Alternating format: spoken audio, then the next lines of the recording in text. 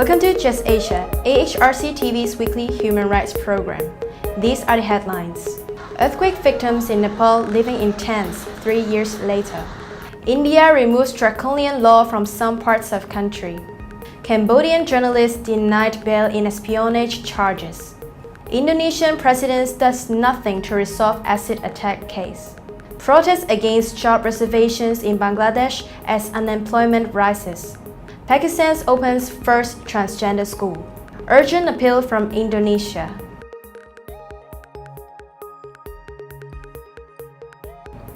Welcome to AHRC TV's Just Asia. I'm Alexandra.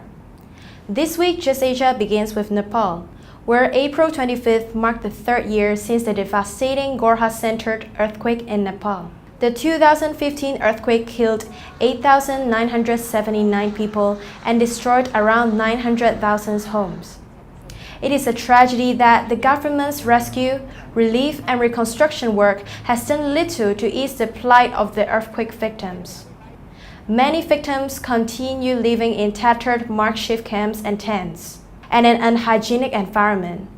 They are surviving merely on the hope of reconstructing their damaged properties and rebuild their lives. The international community pledged around 4.1 billion in aid for reconstruction and rebuilding. According to the National Reconstruction Authority's recent data, out of around 900,000 houses to be rebuilt, only 119,182 private houses have been rebuilt, while 430,089 are under construction in the affected districts.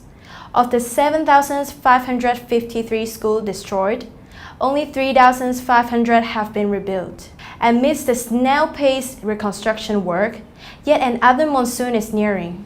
People are now hoping that the new government led by Prime Minister KP Sharma Oli can speed up the process and ensure that victims get a roof over their heads and food in their empty stomachs.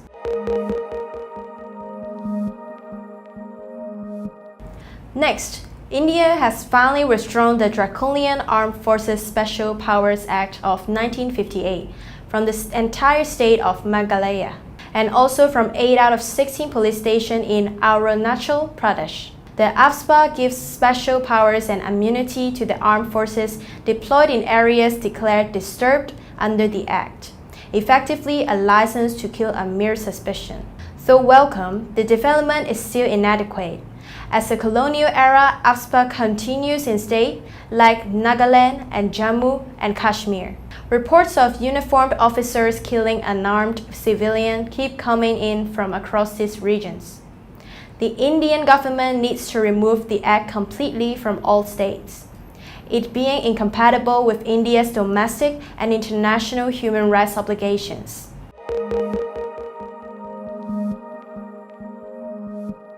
A court in Cambodia declined bail to 2 journalists charged with espionage for filling news report to a US-funded radio station. The 2 journalists, Chhin and Yeang Sothearin, have been in pretrial detention since their arrest in November last year. They were charged with providing information that is destructive to national defense to a foreign state. After they were caught filling stories to the Washington-based Radio Free Asia, RFA was criticized by the government for being biased towards the opposition.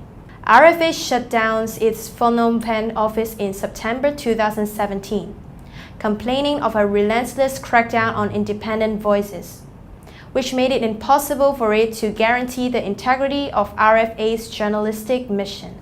Both journalists denied the charge against them, which carry a prison term of up to 15 years.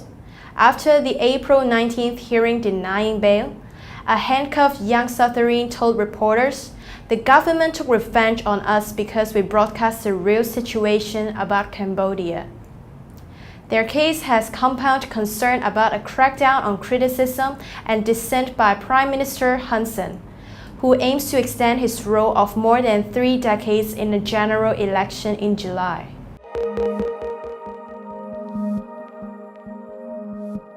Moving to Indonesia, the police have yet to identify the perpetrator of the acid attack against Mr. Novel Baswedan, a senior investigator of the Corruption Eradication Commission. Over a year after the attack, the police are no closer to resolving the case, and Indonesia President Joko Widodo is also reluctant to establish a fact-finding team to investigate the case. After two unidentified men threw acid in his face on the 11th April 2017, Novo suffered serious injuries to his eyes. He has been receiving medical treatment in Singapore for the past 10 months. At the time of the attack, Novo was leading an investigation into the electronic identity card corruption case, which has implicated several members of the House of Representatives and high-ranking government officials. Despite public pressure, President Widodo has done nothing to ensure a speedy resolution of the attack. A team established by the National Commission on Human Rights on March 9 this year has also yet to show any progress in investigating the case. If left unresolved, the case could become President Widodo's political grave in the 2019 presidential election.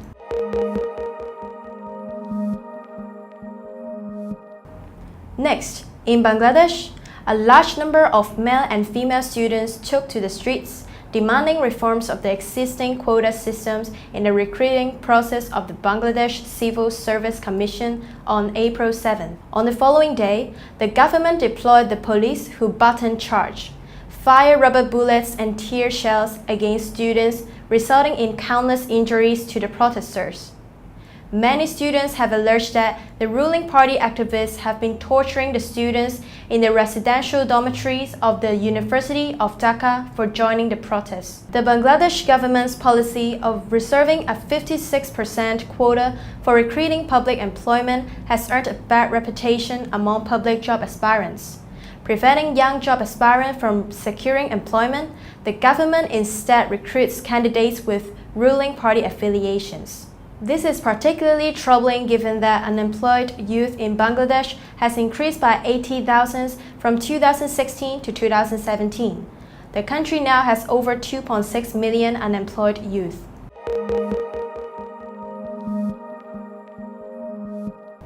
Pakistan's first school for transgender people has opened in Lahore city, recording 25 enrollments on its open day.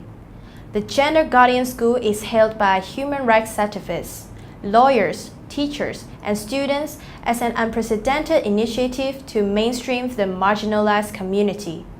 The school offers training in 8 fields, including cooking, fashion designing, and cosmetics, and plans to introduce formal education soon. Pakistan has schools for disabled people, orphans, and minority groups, but there is no institute for transgender people. So we decided to come up with a proper educational system to empower and educate them so they can make a living, said Asif Shahazad, the school's founder. The school is a project of the NGO Exploring Future Foundation. Transgender people face various challenges in conservative Pakistan, where they are harassed and sidelined by society. Most are disowned by their families and forced to fend for themselves. In 2016, Alicia, a 23-year-old transgender activist, was shot 7 times and rushed to the Lady Reading Hospital in Peshawar, where she died due to delayed treatment, reportedly because staff couldn't decide whether to place her in a male or female ward.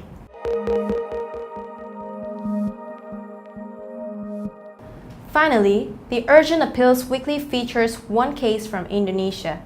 The Indonesian Navy forcibly evicted local residents from many parts of Surabaya, East Java province. Many of these are widows and children. The Navy used partial claims and coercive effort to evict the residents, without having credible authority to take over the homes. As of now, the evicted residents have received no compensation.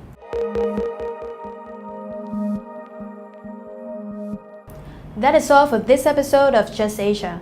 For more on this and other issues, please visit www.humanrights.asia or www.arc.asia/justasia. Thank you for watching and see you next week.